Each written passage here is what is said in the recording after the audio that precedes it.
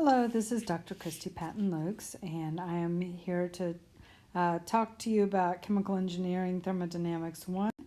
We are looking still at Chapter 2, the first law and other basic concepts. What we've been looking at was the general energy balance. And so for this, we were looking at the control volume, and the change of energy with time in the control volume we decided was probably just U. So the internal energy, because kinetic and potential energy changes of this space are unlikely to change. But we add to that the change in the total energy of the flow streams. But remember, due to the PV work required to move the molecules, we have H instead of U for the flow streams. And so we're looking at the change in the mass flow rate times the total energy, which is H plus 1/2 U squared plus GZ for each of the flow streams. And again, that's going to be out minus N. And then is going to equal, and that was N minus out, I'm sorry. That's going to equal the change in rate of the heat transfer, or the rate of the heat transfer, plus the rate of work, which is also called power. So we want to look at a couple of special cases today. So we're going to look at transient processes. So if we assume that for the control volume, it remains constant relative to the coordinate framework, so the no kinetic energy, no potential energy for the control volume. And additionally, we're going to assume that the state of the mass inside the control volume changes uniformly with time. So whether you're in the little corner or in the center of whatever this space is we've decreed as the control volume, we're going to say that all of those properties are the same at every location in that space. Additionally, we're going to say that the state of the mass entering or exiting the control volume is constant with time. So once we say what's coming in, it's going to stay at those conditions throughout. In that case, we end up with just the general expression, except for that it is the same for all times. And this allows us to integrate the entire expression from time 1 to time 2. So the entire expression integrated with respect to time. And if we do that, we end up with M2U2 minus M1U1, where 2 indicates the ending time and 1 indicates the beginning time.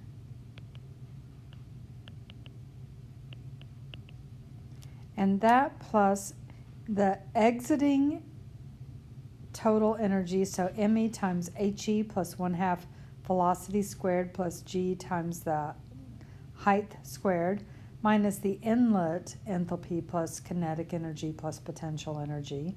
So I is inlet, E is exit,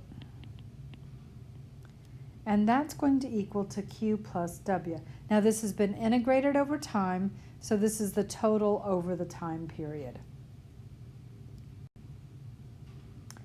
So now if we do that for our transient process, which is what this is called, we end up with the integrated energy balance as shown here. But also with this, we usually need to do a material balance.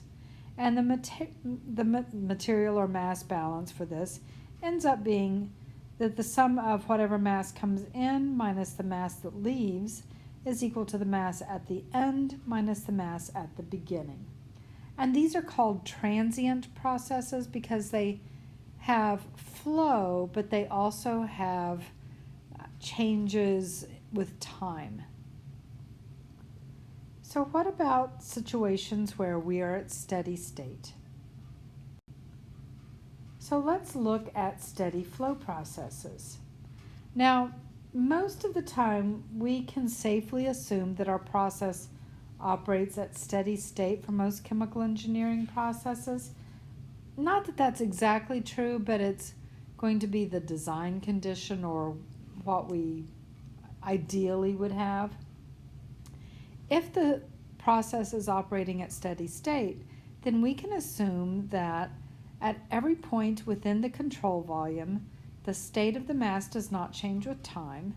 So at the point closest to the inlet, there is a state, and it's always at that condition. And closest to the exit, there's a state, and it's always at that condition.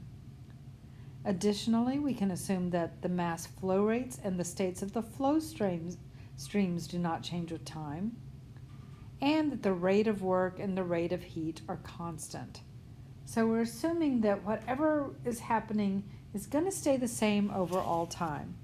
Now, in this case, the steady state mass balance is that the sum of the mass flow rates in are equal to the sum of the mass flow rates out. And for my energy balance, I have no change with time, and so the du dt term is going to be 0, and therefore we can write the rate of heat transfer plus the work or power, the rate of work, is equal to the sum of the exiting streams mass flow rate times enthalpy plus 1/2 UE squared, so the exiting velocity, plus G times the exiting height, minus the inlet values of each of those. So the mass flow rate in times the enthalpy in plus 1/2 the velocity in squared, plus G times the height of the inlet. So this would be how we can describe a steady flow process. Now in class we'll be looking at several examples, but let's look at some standard assumptions. So these are typical pieces of equipment that we would encounter in chemical engineering processes. A compressor is going to be something that's used for gases. It compresses the gas, but doing that it increases the pressure or moves the velocity. Okay, so it might increase the velocity, but it continues the flow of a gas. In a compressor, the pressure will always increase. Typically on these, we're going to assume that Q is 0. Now this is not always true. This is kind of a usual condition. Our work will be positive because we're going to be compressing the system, so work from the surroundings to the system. The change in enthalpy, which is what we're concerned about primarily with an open system with flow that's at steady state, this will be positive.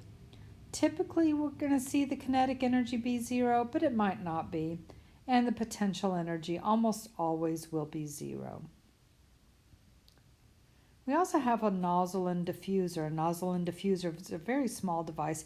You've used nozzles probably on like maybe a garden hose or something. And in those you have a very small device, but a constriction or an expansion of the flow. And so therefore you're going to have a change in the kinetic energy. But they're so small that whether they're insulated or not, usually the heat transfer is very close to 0. There may be some heat loss. The work is typically considered 0, but there are no moving parts. There is a change in enthalpy, and depending on whether it's a nozzle or diffuser, it might be positive or negative. Kinetic energy, that's the purpose of a nozzle or diffuser, so definitely not equal to 0. But potential energy, because they're small, will be equal to 0. We also have something called a throttling valve. We're going to also look at it as a calorimeter. But a calorimeter is something which is essentially a diffuser and a nozzle kind of back to back. And in these, the purpose is a change in pressure or to change the state in some predictable way. And so on these, they are small, they are insulated, so Q is 0, the work is 0, there are no moving parts. We'll come back to this. The kinetic energy is zero because, again, you're going to go in and out with the same area, so the same mass flow rate. And the potential energy is zero because they're very small. And if you plug this into the potential or into the energy balance, you'll find that this means that the change in enthalpy has to be zero. So that's not an assumption, this is a derived fact. Heat exchangers can be considered in two different ways. We can either look at just a single fluid, in which case we have heat transfer in or out, but there is no work in a heat exchanger, again, no moving parts.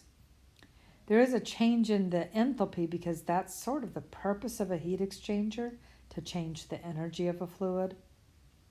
But kinetic energy and potential energy are typically zero.